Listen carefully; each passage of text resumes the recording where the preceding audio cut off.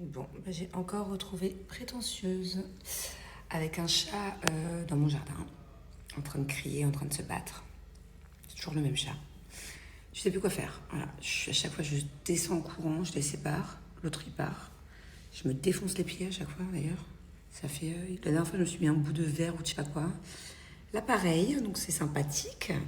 Je sais pas quoi faire parce que d'un côté, ce chat, qui est un chat errant, il me fait de la peine. Donc j'ai envie de lui donner à manger et à boire. Mais d'un autre côté, si je l'habitue, il va revenir. Et donc prétentieuse, elle va plus se sentir chez elle. Et donc ça va partir en fight tout le temps. Je sais pas comment faire. Voilà. Ah, mon amour. Qu'est-ce qu'on fait avec ce chat? Comment on fait?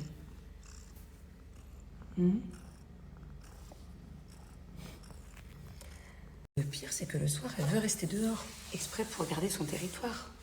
Mon amour. Enfin, pas le soir, enfin, c'est toujours de 20h à 22h. Elle sait à quelle heure il vient, en fait. Donc elle reste dehors, elle fait la têtue. Après, elle rentre à la maison pour faire dodo avec maman. Qu'est-ce que ça me fait de la peine de la laisser cet été. Alors, je pense, je vais suivre votre conseil. Hein. À la base, je voulais la mettre chez quelqu'un, mais j'ai trop peur. Donc, je me dis, est-ce qu'elle va pas rester à la maison? Et je vais payer quelqu'un pour dormir à la maison tous les soirs, lui mettre à manger le soir et le matin, et s'occuper d'elle. Je sais qu'elle va être terriblement triste. Et franchement, je suis deg parce qu'elle est de moins en moins sauvage. Elle est propre maintenant, elle fait plus de bêtises. Et là, elle va se sentir seule, abandonnée. De l'autre côté, je me dis, j'essaie de me rassurer en me disant, bon, si je l'avais pas récupérée, qu'elle était restée dans la rue, là où je fabrique mes robes, comment elle aurait survécu cet été, quoi. Je veux dire, il fait tellement chaud à Dubaï. Rien que là, on est mi-mai, je me cramais les pieds. Cet après-midi, je suis sortie sur la terrasse pieds nus. C'est-à-dire que les chats, comment ils font l'été, quoi.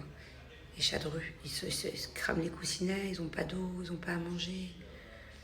Donc je me dis, bon, elle sera toujours mieux à la maison que là où elle était avant, mais ça me fait beaucoup de peine. J'ai peur de la retrouver changeante. Puis la personne qui va dormir là, j'espère qu'elle aime vraiment les animaux. J'ai des caméras à la maison, mais de là à voir dans les moindres recoins. Genre, j'ai pas de caméra dans la cuisine, par exemple, ou dans la chambre pour la personne en question. Ça m'embête. Et quand bien même je voulais la prendre en France, chose qui est franchement pas raisonnable.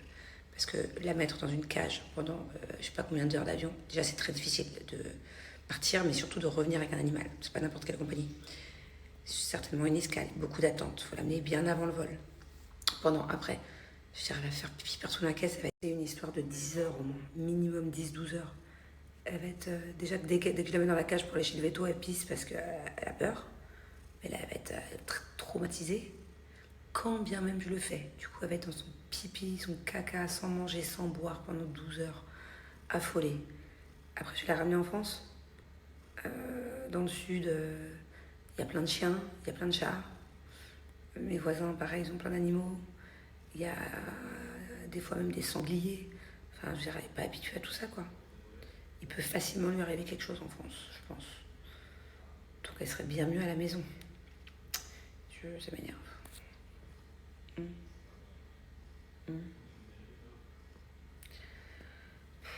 Mon amour, on va faire tout à fait maman le câlin là-haut. On sera mieux que par terre. Oui. Changement de sujet. Je réponds à cette question là que je viens de voir passer. Non, Manon. Le midi et le soir, il pèse sa bouffe. Je ne vais pas dire bouffe, sa nourriture, son plat. Ce soir, il n'a pas mangé les pâtes à la crème au saumon. De toutes les manières, il n'aime pas ça. Et il a encore fait sa viande avec ses pâtes sans beurre, tout sec. Il suit un programme alimentaire qu'un coach lui a donné, je crois, ou je sais pas où il a trouvé ça. Depuis maintenant presque un mois. Sauf des fois, il y a des cheat meals, mais non, il le suit, puis c'est plutôt relou même. Moi, ça me saoule, j'aimais bien quand mon mari, il mange ce que je cuisine. Donc, non, non, ce soir, détrompe-toi, il a mangé un plat tout fade.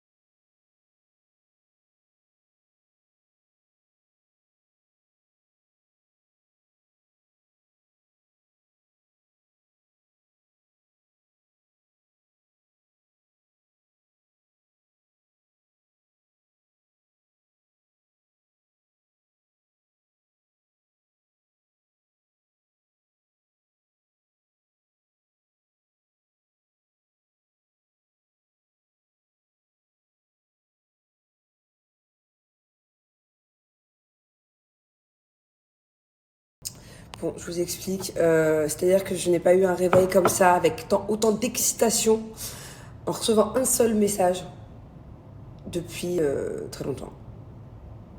Voilà, là c'est un peu l'aboutissement de quelque chose. Je m'attendais pas à ça. Je m'attendais pas à ça. Et je suis vraiment... Je suis encore sous le choc. Voilà. Je suis encore sous le choc. Je vous dirais, retenez bien cette date, ce jour, cette heure. Dès que la chose est faite, du coup, et ben je vous dirai le pourquoi du comment j'étais autant contente. Parce que pour moi, c'est vraiment un truc de dingue et que j'ai vraiment galéré pour ce truc-là et qu'au final, bah voilà. Croise les doigts, je suis trop contente. Si je peux pas faire de suspense, hein, mais bon, vous savez à quel point j'ai peur de l'œil, j'ai peur de certains rageux, de certaines personnes qui peuvent me vouloir du mal. Donc voilà, là la chose est plutôt très bien partie. Et tant que la chose n'est pas faite, incessamment sous peu, je peux pas trop en dire.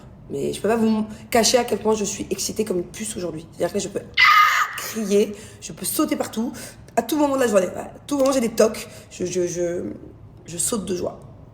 Non, c'est dingue, c'est incroyable. Il y a peut-être moyen que certains d'entre vous devinent. Je sais pas. Il y en a qui me suivent bien, il y en a qui me connaissent bien. Et d'ailleurs, il y en a plein parmi d'entre vous qui sont bienveillants et qui me disent à chaque fois, ne dis pas tant que ce n'est pas fait. C'est pour ça que par exemple la marque de robe, je vous en ai pas parlé tout de suite. Viens mon amour. Je vous en ai pas parlé tout de suite, je vous en ai parlé genre 3 mois après et tout. Maintenant, j'ai appris de mes erreurs. Il y a plein de trucs que je devais faire que je n'ai pas fait et que ça n'a pas été jusqu'au bout parce que il y a des gens, c'est des serpents. Je parle pas non plus que des abonnés que je connais pas ou des followers. Non. Des fois, ça vient de ton intimité. Donc c'est pour ça. Et pourtant, moi, je suis une langue pendue. Hein. Moi, j'adore parler. Je suis trop naïve. Je suis là. La plupart du temps, ça vient de chez toi. Donc, vous m'avez compris, quoi. Donc, c'est surtout ne pas se confier. Dès que tu fais un truc ou dès que tu as une idée, ne te confie pas tout. Viens, mon amour, viens. Ne te confie pas tout de suite à tes proches, même à tes personnes très proches, même si tu en meurs d'envie parce que tu as besoin de te libérer, tu as besoin de parler, ce qui est normal. Et ben en fait, non, faut tout garder pour soi. Et ça fait chier d'être dans un monde de merde comme ça, je vous le dis. Mais bon, voilà.